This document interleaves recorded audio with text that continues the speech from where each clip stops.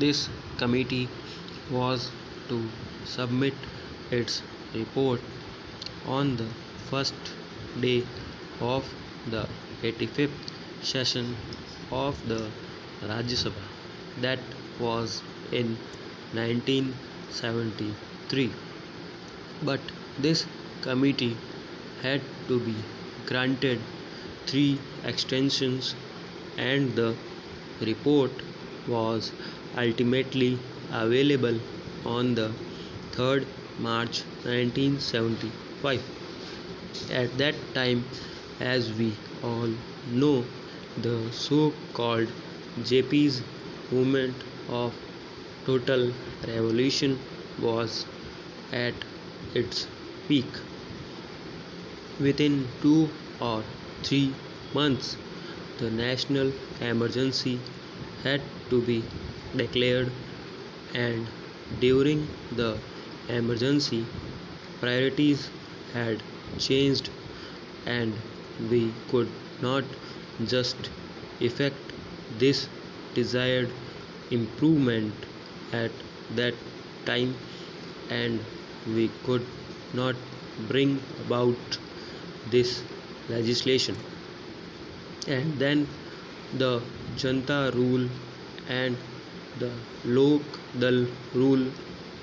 For 30 months they were in power, but they too, although they try to pose to be the champions of the downtrodden and the workers, failed to deliver the goods.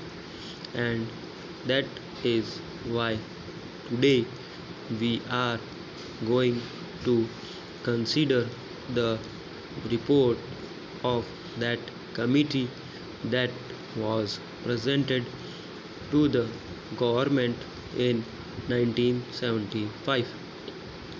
Therefore, we are also equally responsible for not ameliorating their conditions and their plight.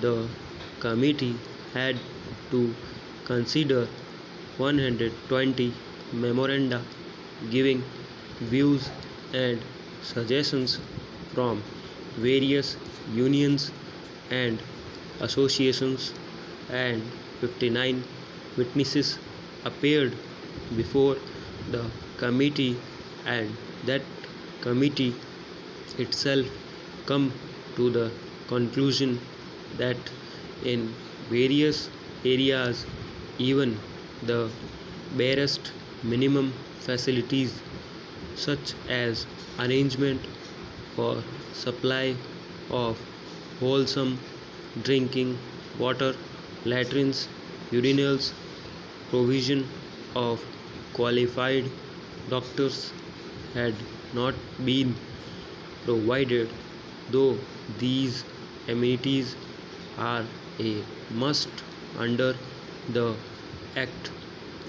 The Act has been there, but we could not enforce it. We could not implement it only because the employers did not want it. They did not want to give to the workers due justice. Inadequacy of punishments that are awarded under the Act is one of the main impediments standing in the way of implementation of various welfare measures. Courts generally take a lenient view of offences under the Act, and they let off the employers who are offenders with lighter punishment, which generally amounts to a fine of ₹100. So the committee suggested amendment to Section 36 of the Act, an employer is required to provide these workers living accommodation, but generally, in spite of the fact that the government gives loans and subsidies to the employers for construction of houses, progress in regard to these constructions is very poor. As I said earlier, very unhygienic and insecure houses are there where these people have to live. Even compensation to the workers in the event of house collapse is not given.